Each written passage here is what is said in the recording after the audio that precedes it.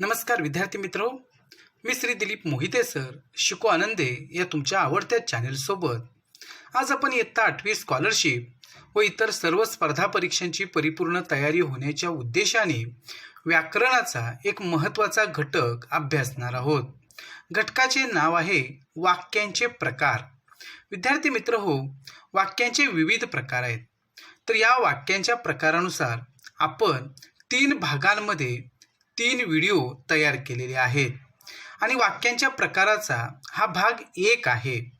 या व्हिडिओ 1 मध्ये आपण विधानार्थी वाक्य, प्रश्नार्थी वाक्य, उद्गारार्थी वाक्य, होकारार्थी म्हणजेच करणरूपी वाक्य, नकारार्थी म्हणजेच अकरणरूपी वाक्य हे वाक्यांचे प्रकार अभ्यासणार आहोत. भरपूर उदाहरणांसह अतिशय सोप्या भाषेमध्ये आपण वाक्यांचे हे प्रकार अभ्यासणार आहोत. विद्यार्थी मित्र हो, सर्वप्रथम आपण वाक्य म्हणजे काय हे समजून घेऊया. पहा, संपूर्ण अर्थ व्यक्त करणाऱ्या शब्दसमूहाला वाक्य असे म्हणतात. आता उदाहरणार्थ पहा, माधुरीला सर्वांना मदत करायला फार आवडते. आता या वाक्यामध्ये माधुरीला सर्वांना मदत करायला फार आवडते असे विविध शब्द आहेत आणि हे सगळे शब्द विशिष्ट क्रमाने एकत्र येऊन एक अर्थपूर्ण शब्दसमूह तयार होतो आणि म्हणून याला आपण वाक्य असे म्हणतो. तसंच आयुष दररोज आपल्या मित्रांबरोबर पोहायला जातो. अशा पद्धतीनं संपूर्ण अर्थ व्यक्त करणारा जो शब्दांचा समूह असतो त्याला आपण वाक्य असे म्हणतो. आता वाक्यांचे जे प्रकार आहेत ते आपण पाहूया. वाक्यांचे विविध प्रकार आहेत आणि त्यातील काही प्रकारांची, वाक्य प्रकारांची आपण माहिती या व्हिडिओमध्ये घेणार आहोत. पहा, याच्या आपण या व्हिडिओमध्ये विभाग जो मी केलेला आहे की त्याच्यामध्ये आशयावरून आणि भावार्थावरून पडणारे वाक्यांचे प्रकार आपण सर्वप्रथम जाणून घेणार आहोत. तर वाक्यामध्ये जो आशय असतो किंवा आपल्याला जो भावार्थ लक्षात येतो त्या वाक्यामधून, त्यावरून वाक्यांचे काही प्रकार पडतात. हे कोणकोणते प्रकार आहेत? तर विधानार्थी वाक्य, प्रश्नार्थी वाक्य, उद्गारार्थी वाक्य, होकारार्थी, त्यालाच आपण करणरूपी असं सुद्धा म्हणतो. तर हे होकारार्थी वाक्य. नकारार्थी वाक्य म्हणजेच अकरणरूपी वाक्य. अशा पद्धतीनं आशयावरून आणि भावार्थावरून हे वाक्यांचे 5 प्रकार पडतात. आता आपण यातील प्रत्येक प्रकाराची सोप्या भाषेतल्या उदाहरणांसह हे सगळे प्रकार जे आहेत तर ते अभ्यासणार आहोत. पहा, पहिला प्रकार आहे विधानार्थी वाक्य. आता विधानार्थी वाक्य म्हणजे काय की ज्या वाक्यात केवळ विधान केलेले असते त्यास विधानार्थी वाक्य असे म्हणतात. आता पहा की उदाहरणार्थ आपण इथे समजून घेऊया की पहिलं वाक्य आहे की माझे घर दवाखान्याजवळ आहे. हे एक साधं विधान आहे आणि म्हणून या वाक्याला विधानार्थी वाक्य असं म्हणायचं आहे. तो रोज व्यायाम करत नाही. माझा भाऊ शाळेला गेला. मी दररोज वर्तमानपत्र वाचतो. म्हणजे ज्या वाक्यामध्ये केवळ विधान केलेलं असतं, त्याच्या पाठीमागे इतर कोणताही उद्देश नसतो काही सांगण्याचा, तर त्या वाक्याला आपण विधानार्थी वाक्य असं म्हणतो. आता पहा, प्रश्नार्थी वाक्य म्हणजे काय? तर ज्या वाक्यात प्रश्न विचारलेला असतो त्यास प्रश्नार्थी वाक्य असे म्हणतात. आता ज्या वाक्यामध्ये काही ना काहीतरी त्या वाक्याचा उद्देश प्रश्न विचारण्यासाठीचा असतो तेव्हा त्याला प्रश्नार्थी वाक्य असं म्हणतात. आणि प्रश्नार्थी वाक्यामध्ये शेवटी प्रश्नचिन्ह देतात.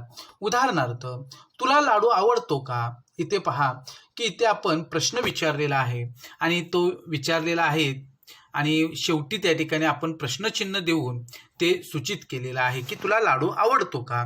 दुसरा प्रश्न आहे, तुम्ही सकाळी किती वाजता उठता? तिसरा आहे प्रश्न की तू गावी केव्हा जाणार आहेस?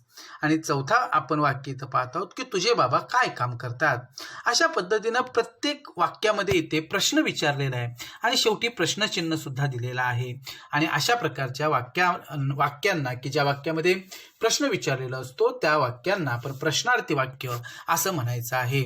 आता उद्गारार्थी वाक्य म्हणजे काय? तर ज्या वाक्यात भावनेचा उद्गार काढलेला असतो त्यास उद्गारार्थी वाक्य असे म्हणतात. आता आपल्या मनामध्ये अनेक प्रकारच्या भावना असतात. कधी आपल्याला खूप आनंद होतो, काही गोष्टींचं आश्चर्य वाटतं, काही गोष्टींचं दुःख होतं. या प्रकारच्या ज्या भावना असतात त्या जेव्हा आपण त्या वाक्यातून उच्चारतो तेव्हा त्या ठिकाणी त्या वाक्याला आपण उद्गारार्थी वाक्य असं म्हणायचं आहे. हे उदाहरणावरून आपल्याला चांगल्या प्रकारे समजेल. पहा, पहिलं वाक्य आहे, अरे रे फार वाईट फार वाईट झाले आणि इथं आपल्याला किती दुःख झालेलं आहे याची आपण त्या ठिकाणी खंत व्यक्त केलेली आहे. आणि अशा पद्धतीनं अरे रे फार वाईट झाले, इथं अरे रे नंतर आपण उद्गार चिन्ह दिलेलं आहे आणि याच्यातून आपली जी भावना आहे ती आपण व्यक्त केलेली आहे. दुसरा आहे वाक्य शाबास, चांगले काम केलेस. आणि इथे आपण आनंदाचा भाग जो आहे तर तो इथं त्या ठिकाणी व्यक्त केलेला आहे. अबब, केवढी उंच इमारत ही, आपली आश्चर्याची भावना इथं व्यक्त केलेली आहे. आणि आहा हा किती सुंदर गातो हा पक्षी. अशा पद्धतीनं आपल्याला ज्या गोष्टीबद्दल जे वाटतं ते आपण अशा पद्धतीनं वाक्यांमधून त्या भावना आपल्या मनातल्या व्यक्त करतो. अशा प्रकारच्या भावना जेव्हा त्या वाक्यातून व्यक्त होतात तेव्हा अर्थातच त्या वाक्याला उद्गारार्थी वाक्य असं म्हटलं जातं. आता पुढचा आपण हे जे 3 प्रकार बघितले की विधानार्थी वाक्य, 2 प्रश्नार्थी वाक्य आणि 3 उद्गारार्थी वाक्य. आता हे जे काही विधानार्थी वाक्य आहे, प्रश्नार्थी वाक्य आहे किंवा उद्गारार्थी वाक्य आहे, तर ही जी वाक्य आहेत ती होकारार्थी किंवा नकारार्थी असू शकतात. आणि यावरूनच होकारार्थी वाक्य की ज्याला व्याकरणात करणरूपी वाक्य असं सुद्धा आपण म्हणतो आणि नकारार्थी वाक्य म्हणजेच अकरणरूपी वाक्य असंही म्हणतो. म्हणजे अशा प्रकारे आपण आता जे वाक्यांचे 3 प्रकार बघितले, विधानार्थी वाक्य, प्रश्नार्थी वाक्य आणि उद्गारार्थी वाक्य. ही वाक्य जी असतात ती काही वेळेला होकारार्थी असतात आणि काही वेळेला ती नकारार्थी सुद्धा असू शकतात. आता पहा, होकारार्थी वाक्य म्हणजे काय, तर त्यालाच करणरूपी वाक्य असं म्हणतात. की होकारार्थी विधाने ही कधी कधी होकारार्थी असतात. अशा वाक्यांना होकारार्थी किंवा करणरूपी वाक्य असे म्हणतात.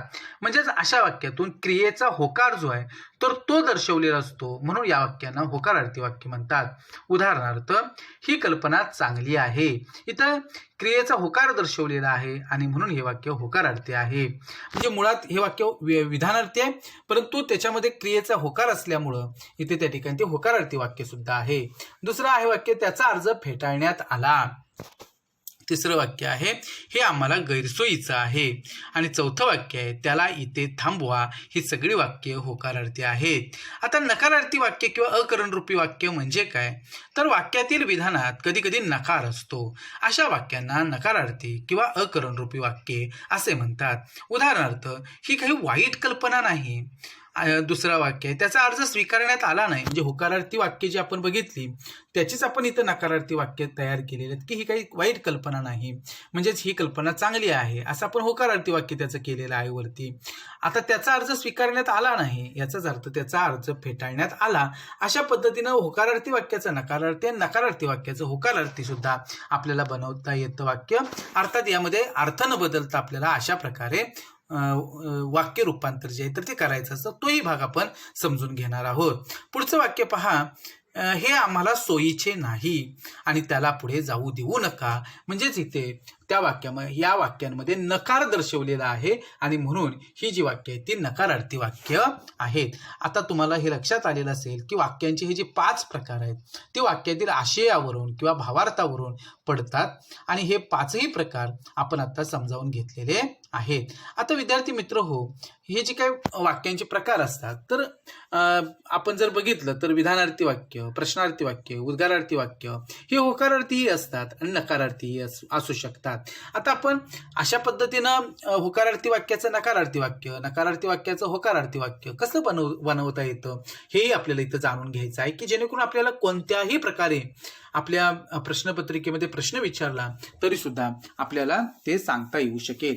की पहा, वाक्य रूपांतर म्हणजे वाक्य रचनेत करावा लागणारा बदल. हा बदल करताना एक महत्वाची गोष्ट लक्षात ठेवायला हवी आणि ती म्हणजे वाक्यांचं रूपांतर करताना वाक्याच्या रचनेत बदल होत असला तरी वाक्याच्या अर्थात बदल होता कामा नये.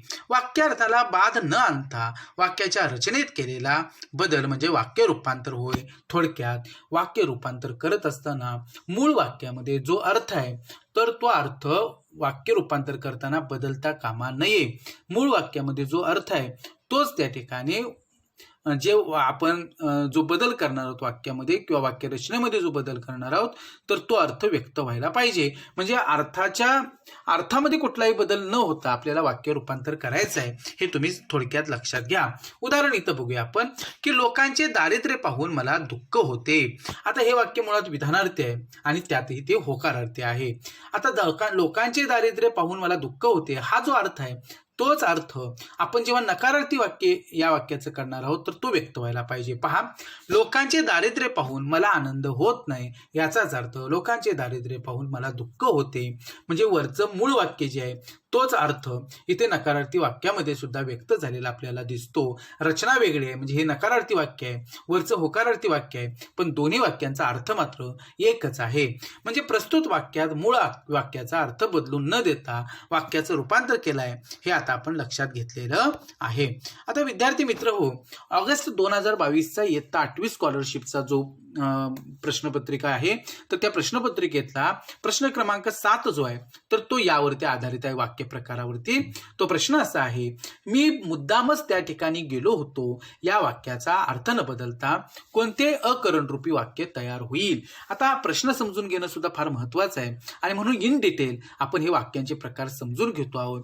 की मी मुद्दामच त्या ठिकाणी गेलो होतो हे वाक्य होकारार्थी आहे, म्हणजे विधानार्थी वाक्य आहे आणि अर्थातच हे होकारार्थी वाक्य आहे. म्हणजे विधानार्थी वाक्य होकारार्थी किंवा नकारार्थी असू शकतं, इथं हे विधानार्थी वाक्य होकारार्थी आहे.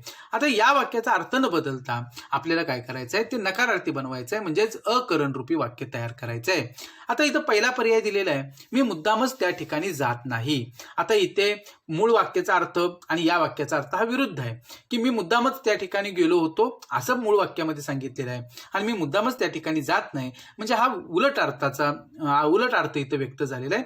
त्यामुळे हे आपण विधान बरोबर धरू शकणार नाही, कारण हे चुकीचं विधान आहे. कारण वाक्य रूपांतर करताना अशा पद्धतीनं अर्थ न बदलता आपल्याला वाक्य रूपांतर करायचं, इथे मात्र अर्थ बदललेला आहे. दुसरा पर्याय आहे की मी मुद्दामच त्या ठिकाणी गेलो नाही. आता इथे सुद्धा मूळ वाक्यातला अर्थ आणि इथं या वाक्यामध्ये जो अर्थ व्यक्त झालेला आहे तो सुद्धा भिन्न आहे. तिसरा पर्याय, मी सहजच त्या ठिकाणी गेलो. आता यामध्ये सुद्धा अर्थ जो आहे तर तो चुकीचा अर्थ आहे, कारण मूळ वाक्याचा तो अर्थ नाही.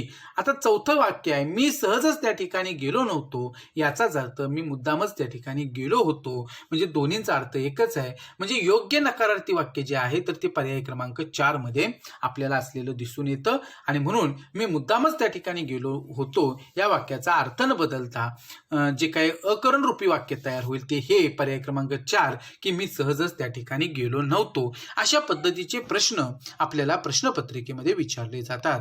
आता आपण हे जे वाक्य प्रकार समजून घेतले त्यावर आधारित काही कृती आपण समजून घेऊ. स्क्रीनवरती तुम्हाला दिसणाऱ्या कृती ज्या आहेत, जे प्रश्न विचारलेले आहेत त्याची उत्तरं तुम्ही स्वतः पहिल्यांदा पहा. त्याचा हवा तर स्क्रीनशॉट किंवा पॉज घ्या व्हिडिओचा आणि नंतर मी जी काही उत्तरं तुम्हाला सांगणार आहेत तर त्यावरून तुमची उत्तरं जी असतील तर ती चेक करा, तपासून घ्या. आता पहा, इथं कृती 1 दिलेली आहे की खालील वाक्ये वाक्याच्या आशयानुसार कोणत्या प्रकारात मोडतात ते लिहा. पहिलं वाक्य आहे, गोठ्यातील गाय हंबरते. अर्थातच या वाक्याचा प्रकार विधानार्थी वाक्य असा आहे.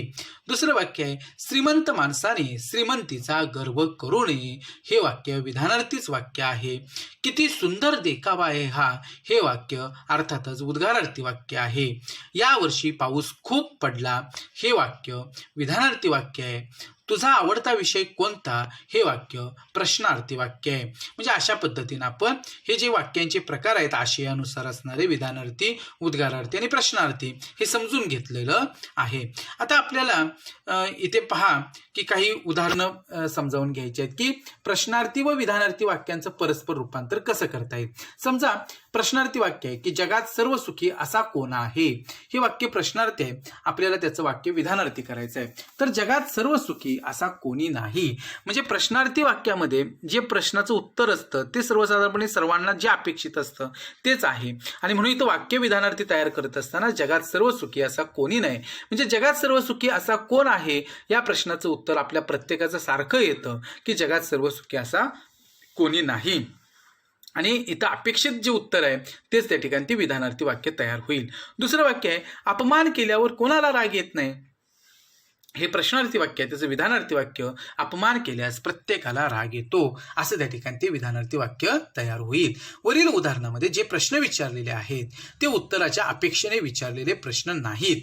अशा प्रकारच्या प्रश्नांमध्ये त्यांचं उत्तर दडलेलं असतं आणि अशा प्रश्नार्थक वाक्याचं विधानार्थी वाक्यात रूपांतर करताना लक्षात ठेवावं की प्रश्न होकारार्थी असेल तर विधानार्थी वाक्य नकारार्थी करावं. म्हणजे आपण इथं जर बघितलं तर पहिलं वाक्य हे होकारार्थी आहे त्याचं आपण नकारार्थी विधानार्थी वाक्य बनवलं. आणि दुसरं वाक्य आपण जर बघितलं तर दुसरं वाक्य प्रश्नार्थी आणि त्यातही ते नकारार्थी आहे आणि आपण त्याचं होकारार्थी विधानार्थी वाक्य बनवलेलं आहे. आणि प्रश्न जर होकारार्थी असेल, दुसरा मुद्दा आहे की प्रश्न नकारार्थी असेल तर विधानार्थी वाक्य होकारार्थी करावं आणि आपण त्या पद्धतीनं होकारार्थी वाक्य तयार करून घेतलेली आहेत. आता पुढचं प्रश्नार्थी व विधानार्थी वाक्यांचं परस्पर रूपांतर याची जादाची उदाहरणं आपण बघूया. की लोकांच्या आरोग्याची काळजी नको का? तर अर्थातच याचं विधानार्थी वाक्य आहे, लोकांच्या आरोग्याची जरूर काळजी घ्यायला हवी. पहा, फुकट दिलं तर कोण नको म्हणेल, हे प्रश्नार्थी वाक्य आहे. त्याचं विधानार्थी वाक्य, फुकट दिलं तर कोणी नको म्हणणार नाही, असं त्या ठिकाणी त्याचं विधानार्थी वाक्य तयार होईल. पुढचं उदाहरण पहा, आम्ही तुमचे उपकार कसे विसरू, हे प्रश्नार्थी वाक्य आहे आणि त्याचं विधानार्थी वाक्य, आम्ही तुमचे उपकार मुळी विसरणार नाही, असं होईल. पाचवं उदाहरण पहा, आपण त्यांच्याकडे जायला नको का, हे प्रश्नार्थी वाक्य आहे आणि त्याचं विधानार्थी वाक्य, आपण त्यांच्याकडे अवश्य जायला हवं, असं त्या ठिकाणी तयार होईल. आता विद्यार्थी मित्र हो, उद्गारार्थी व विधानार्थी वाक्यांचं परस्पर रूपांतर कसं करायचं हे आपण बघूया. की पहा, इथं उद्गारार्थी वाक्य आहे, बापरे किती उंच आहे ही इमारत. त्याचं जर विधानार्थी वाक्य आपल्याला तयार करायचं असेल तर ही इमारत खूपच उंच आहे, कारण बोलणाऱ्याला तेच बोलायचं आहे आणि म्हणून हे अशा प्रकारचं विधानार्थी वाक्य तयार होईल. दुसरं वाक्य आहे, काल रात्री ढगांचा खूप गडगडाट झाला. आता या वाक्याचं उद्गारार्थी वाक्य कसं तयार होईल, तर किती गडगडाट झाला ढगांचा काल रात्री, असं ते उद्गारार्थी वाक्य तयार होईल. आता उद्गारार्थी वाक्य अधिक परिणामकारक वाटतात कारण एखाद्या गोष्टीतील आधिक्य, परिमाण, मोठी संख्या, विपुलता परिणामकारकतेने व्यक्त केलेली असते. विधानार्थी वाक्यात कोणत्या गोष्टीची विपुलता स्पष्ट करायची ते स्पष्ट करावं किंवा समजून घ्यावं आणि त्यासाठी खूप, प्रचंड, भरपूर यांसारखे शब्द वापरले जातात. हे आपण इथं वाक्यांचं निरीक्षण केलं तर तुम्हाला हे लक्षात येईल. इथं पहिल्या वाक्यामध्ये उंच इमारतीबद्दल सांगितलेलं आहे आणि म्हणून त्याचं विधानार्थी वाक्य, ही इमारत खूपच उंच आहे, असं होईल. आणि दुसऱ्या वाक्यामध्ये पहा, उद्गारार्थी वाक्यामध्ये किती गडगडाट झाला ढगांचा काल रात्री, इथं ढगांच्या गडगडाटाबद्दल सांगितलेलं आहे आणि म्हणून काल रात्री ढगांचा खूप गडगडाट झाला, असं त्या ठिकाणी इथे वाक्य तयार झालेलं आहे. म्हणजे खूपच आणि खूप अशा शब्दांचा उपयोग ह्या विधानार्थी वाक्यामध्ये केलेला आहे. आता उद्गारार्थी व विधानार्थी वाक्यांचं परस्पर रूपांतर याची उदाहरणं आपण बघूया. की तिसरं उदाहरण इथं पाहूया, की किती मोठा अपघात झाला हो काल रात्री, असं उद्गारार्थी वाक्य असेल तर त्याचं विधानार्थी वाक्य, काल रात्री खूपच मोठा अपघात झाला, असं होईल. पहा, आज गाडीत कोण गर्दी, उद्गारार्थी वाक्य आहे, म्हणजे खूप गर्दी असं आपल्याला म्हणायचं आहे आणि म्हणून इथे आज गाडीत अतोनात गर्दी होती, खूप गर्दी होती, असं आपण म्हणू शकतो. पुढचं वाक्य पहा, मला लॉटरीत ₹1,00,000 मिळाले तर, हे उद्गारार्थी वाक्य आहे आणि त्याचं योग्य विधानार्थी वाक्य, मला लॉटरीत ₹1,00,000 मिळावेत अशी तीव्र इच्छा आहे. पहा, मी शाळेचा मुख्याध्यापक झालो तर, हे उद्गारार्थी वाक्य आहे आणि त्याचं विधानार्थी वाक्य, माझी शाळेचा मुख्याध्यापक होण्याची फार इच्छा आहे, असं त्या ठिकाणी आपल्याला विधानार्थी वाक्य बनवता येईल. आता विद्यार्थी मित्र हो, आज्ञार्थी व विधानार्थी वाक्यांचं परस्पर रूपांतर आपण बघूया. पहा, इथं तू नियमित व्यायाम कर, हे आज्ञार्थी वाक्य आहे आणि त्याचं त्या ठिकाणी विधानार्थी वाक्य, तू नियमित व्यायाम करावास, असं त्या ठिकाणी तयार होईल. म्हणजे आज्ञार्थी वाक्यात आज्ञा अभिप्रेत असते आणि विधानार्थी वाक्यात सरळ विधान अभिप्रेत असते. या वाक्यांचं परस्पर रूपांतर करताना आपल्याला भावार्थ लक्षात घ्यावा लागतो. की दुसरं वाक्य आहे पहा, की तू ज्ञान संपादनासाठी भरपूर वाचन करावे, हे विधानार्थी वाक्य आहे. अर्थात ज्ञान संपादनासाठी भरपूर वाचन करा, अशी त्या ठिकाणी आज्ञा आपल्याला करावी लागते. अशा पद्धतीनं विधानार्थी आणि आज्ञार्थी वाक्यांचं परस्पर रूपांतर करावं लागेल. आता पहा, इतर उदाहरणं आपण बघूया. की सर्वांनी शांततेचं पालन करा, असं आज्ञार्थी वाक्य असेल तर सर्वांनी शांततेचे पालन करावे, असं त्याचं विधानार्थी वाक्य तयार होईल. पहा, चौथं, यशस्वी होण्यासाठी अखंड मेहनत करावी, असं जर विधानार्थी वाक्य असेल तर अर्थातच यशस्वी होण्यासाठी अखंड मेहनत करा, असं त्याचं आज्ञार्थी वाक्य तयार होईल. आता पहा विद्यार्थी मित्र हो, तू वाहतुकीच्या नियमांचे पालन कर, हे आज्ञार्थी वाक्य असेल तर अर्थातच तू वाहतुकीच्या नियमांचं पालन करावेस, हे विधानार्थी वाक्य तयार होईल. प्रामाणिकपणे आपलं कर्तव्य पार पाडावे, हे विधानार्थी वाक्य आहे. प्रामाणिकपणे आपले कर्तव्य पार पाडा, हे आज्ञार्थी वाक्य तयार होईल. आता पहा, होकारार्थी व नकारार्थी वाक्यांचं जे परस्पर रूपांतर आहे ते आपण कसं करायचं ते समजून घेऊया. पहा, त्याच्यासाठी 1000 रुपये ही देखील मोठी रक्कम आहे. असं जर होकारार्थी वाक्य असेल तर आपल्याला नकारार्थी वाक्य या प्रकारे बनवता येईल की त्याच्यासाठी 1000 रुपये ही काही लहान रक्कम नाही. दुसरं वाक्य आहे की ही काही वाईट कल्पना नाही, हे नकारार्थी वाक्य आहे, तर ही कल्पना चांगली आहे असं त्याचं होकारार्थी वाक्य तयार होईल. आता वरील उदाहरणांमध्ये मोठी विरुद्ध लहान आणि वाईट विरुद्ध चांगली असे विरुद्धार्थी शब्द वापरल्यामुळे मूळ अर्थ बदलत नाही आणि अशा पद्धतीनं आपल्याला ही होकारार्थी आणि नकारार्थी वाक्यांचं परस्पर रूपांतर करताना या गोष्टी लक्षात घ्यायच्या आहेत. आता आपण जादाची उदाहरणं पाहू म्हणजे तुमच्या हे लक्षात अधिकच येईल की हे आम्हाला सोयीचं नाही, हे नकारार्थी वाक्य असेल तर आपल्याला होकारार्थी वाक्य हे आम्हाला गैरसोयीचं आहे असं करावं लागेल. इथे पहा, त्याचा अर्ज फेटाळण्यात आला हे होकारार्थी वाक्य असेल तर त्याचा अर्ज स्वीकारण्यात आला नाही असं त्याचं नकारार्थी वाक्य तयार होईल. पहा, त्याला पुढे जाऊ देऊ नका हे नकारार्थी वाक्य असेल तर अर्थातच त्याला इथे थांबवा हे होकारार्थी वाक्य आहे. आणि तुझ्या खराब अक्षर पाहून डोळे मिटावेसे वाटतात असं होकारार्थी वाक्य असेल तर तुझं असे खराब अक्षर अगदी बघवत नाही हे नकारार्थी वाक्य तयार होईल. विद्यार्थी मित्र हो, काही कृती आपण बघूया की खालील तक्ता पूर्ण करा असं सांगितलेलं आहे की दिलेल्या सूचनांचं पालन करा. वाक्य दिलेलं आहे की दिलेल्या सूचनांचं पालन करा. वाक्य प्रकार ओळखायचा आहे. अर्थातच हा वाक्य प्रकार आहे आज्ञार्थी वाक्य आणि आपल्याला करायचा बदल कोणता आहे तर विधानार्थी वाक्य करायचं आहे. मग आज्ञार्थी वाक्याचं आपल्याला विधानार्थी वाक्य तयार करत असताना कसं करावं लागेल तर दिलेल्या सूचनांचं पालन करणं आवश्यक आहे असं ते विधानार्थी वाक्य तयार होईल. दुसरं वाक्य, बापरे किती वेगाने वाहन चालवतात ही तरुण मुले. अर्थातच हे उद्गारार्थी वाक्य आहे. आता त्याचं नकारार्थी वाक्य बनवायचं आहे की तरुण मुलांनी फार वेगाने वाहने चालवू नयेत. हे विधानार्थी वाक्य आपण बनवलेलं आहे. आता पहा की स्वयंशिस्त ही खरी शिस्त नाही का, हे प्रश्नार्थी वाक्य आहे आणि त्याचं होकारार्थी वाक्य स्वयंशिस्त ही खरी शिस्त आहे असं त्या ठिकाणी तयार होईल. मोबाईलचा अतिवापर योग्य नाही हे वाक्य विधानार्थी आणि ते नकारार्थी आहे तर याचा आज्ञार्थी करायचं आहे. मोबाईलचा अतिवापर टाळा असं आज्ञार्थी वाक्य तयार होईल. आता पहा, खऱ्या समाजसेवकाला लोकनिंदेची भीती नसते.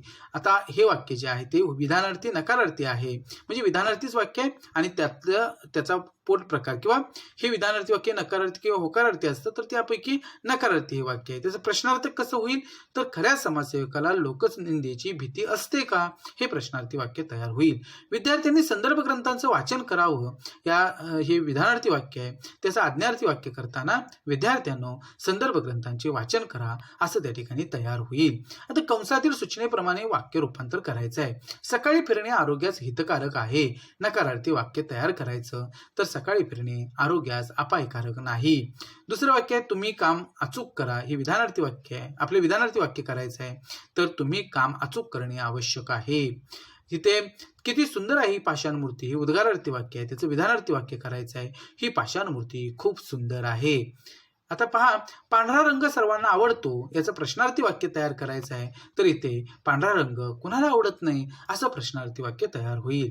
पाचवं वाक्य आहे, चैनीच्या वस्तू महाग असतात. याचं नकारार्थी वाक्य आपल्याला बनवायचं आहे की चैनीच्या वस्तू स्वस्त नसतात. तुझ्या भेटीने खूप आनंद झाला असं उद्गारार्थी आपल्याला हे जे वाक्य आहे त्याचं उद्गारार्थी वाक्य तयार करायचं आहे तर किती आनंद झाला तुझ्या भेटीने असं आपल्याला उद्गारार्थी वाक्य बनवता येईल. अबब काय हा चमत्कार, हे विधानार्थी वाक्य आपल्याला याचं करायचं आहे तर अर्थातच हा अजब चमत्कार आहे असं ते वाक्य तयार होईल.